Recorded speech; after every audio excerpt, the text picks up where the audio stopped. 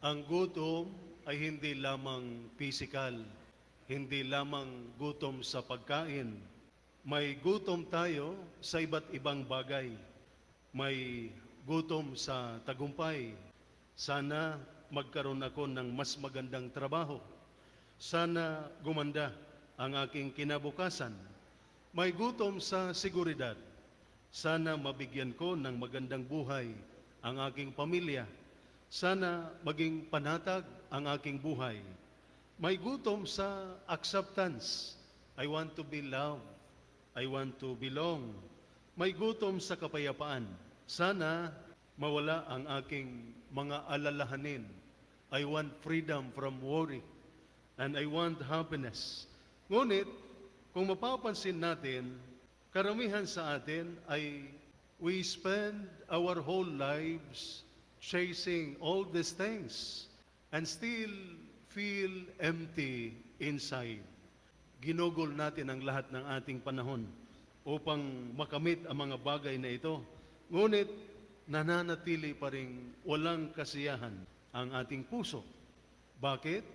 Dahil ang pinakamalalim na gutom ng puso ay hindi pera. Ang pinakamalalim na gutom ng puso ng tao ay hindi tagumpay, hindi recognition, kundi ang pinakamalalim na gutom ng tao ay ang Diyos.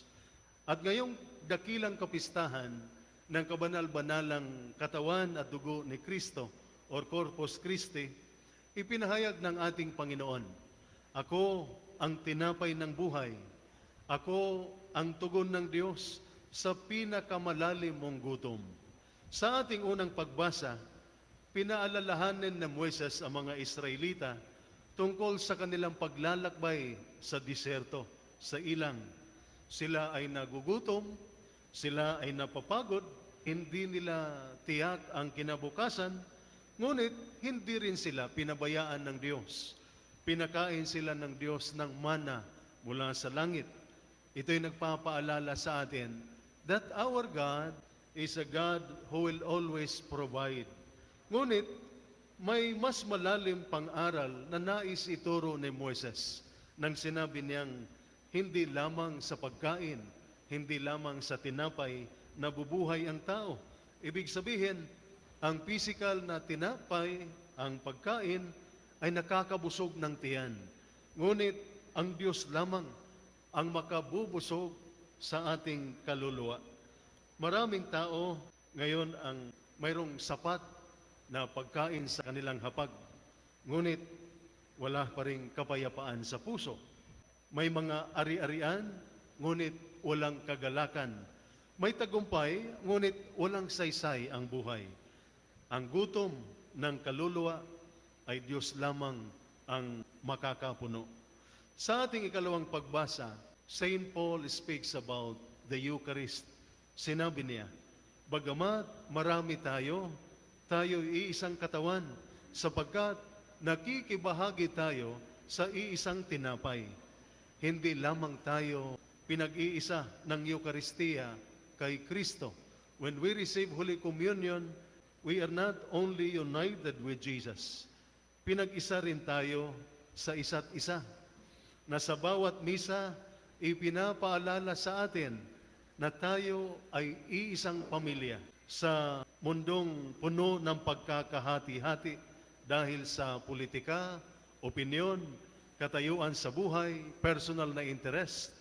Tinatawag tayo ng Eucharistia pabalik sa pagkakaisa.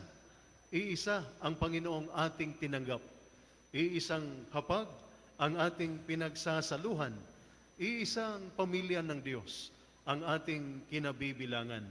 Kaya hindi maaring tunay nating tinanggap sa Jesus sa Eucharistia habang kinikimkim natin ang galit, pagkahati-hati at sama ng loob.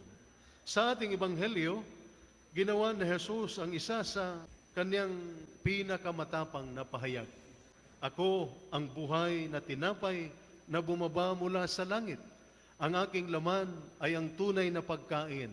Ang aking dugo ay ang tunay na inumin. Hindi simbolo lamang ang tinutukoy na Jesus. Ang tinutukoy niya ay ang Eucharistia. Sinasabi niya na ibibigay niya hindi lamang ang kanyang mga aral, hindi lamang ang kanyang mga pagpapala, hindi lamang ang kanyang halimbawa. Ibibigay niya ang kanyang sarili. At ito ang puso ng Corpus Christi.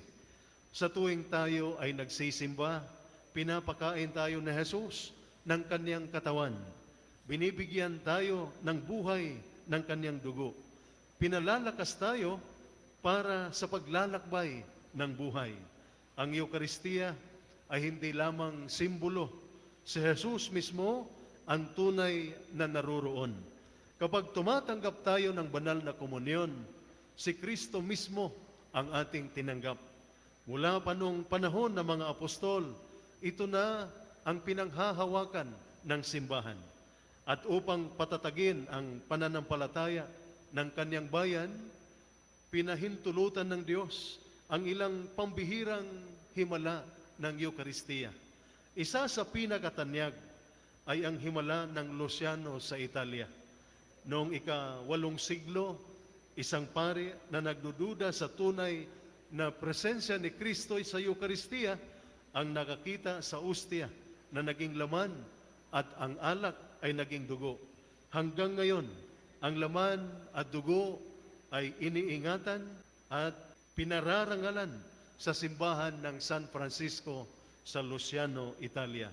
Mayroon ding himalang nangyari sa Buenos Aires, Argentina noong 1996. Isang ustiyang natagpuang itinapon ay nagkaroon ng mga katangiang natuklasang kahawig ng laman ng puso ng tao. Ang ustia ay nasa pangangalaga ng Archdiocese ng Buenos Aires. Ngunit, ang mga himalang ito ay hindi pundasyon ng ating pananampalataya. Ang pundasyon ng ating pananampalataya ay ang mismong salita ng ating Panginoon. Nang sinabi niyang, ito ang aking katawan, ito ang aking dugo. Ang mga himala ay paalala lamang ng matagal nang itinuturo ng simbahan.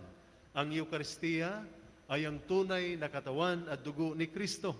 Si Jesus, ang tunay na naroon sa banal na sakramento. Ang parehong Jesus na isinilang sa Bethlehem, namatay sa krus at muling nabuhay, ay siyang ating tinatanggap sa bawat komunyon. Kaya naman sa banal na sakramento, hindi lamang tayo tumitingin sa tinapay. Sinasamba natin si Kristo na tunay na naroroon. Alam ng Diyos ang ating pinakamalalim na gutom. Kaya ibinigay niya ang kanyang anak bilang tinapay ng buhay. Maraming inaalok ang mundo, pera, tagumpay, kapangyarihan, kasiyahan, pagkilala. Ngunit wala sa mga ito ang lubos na makapagbibigay kasiyahan sa puso ng tao. Si Jesus lamang ang makagagawa nito. Maraming tao ngayon ang gutom sa spiritual na paraan.